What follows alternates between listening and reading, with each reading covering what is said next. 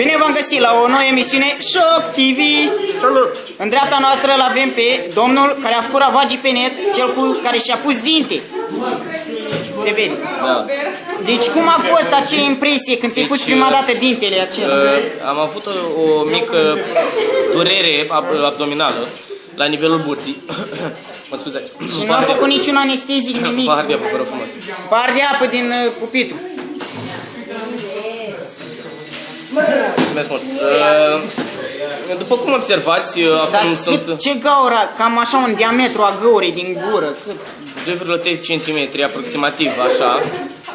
Am simțit o durere usturătoare, pot să spun, la intactul seringii, în gingie. Vă rog frumos, nu mai spuneți așa ceva, că... Nu știu, îmi vine mie să...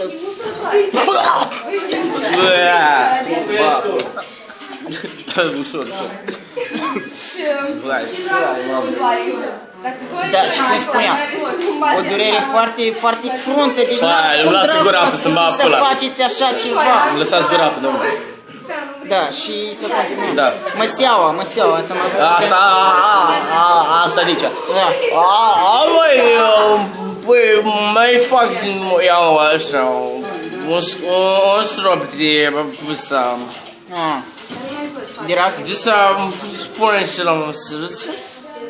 Gata, să termină durerea. Da, am înțeles. Nu, pentru mine, durerea nu sunt cât și eu. Da, ați băut ceva înainte să veniți în platou la noi? Ce? Beutură? Nu. Femei de șap? Nu. Salut, salut. Cum n-ai băut nimic înainte să vii la noi, bă? Hai, du-te, mă. Hai, frate, că bău, du-te. Au, și mă durinesc. Eu am băut înainte să vin aici. Hai să cum e. Nu am venit la bătaie.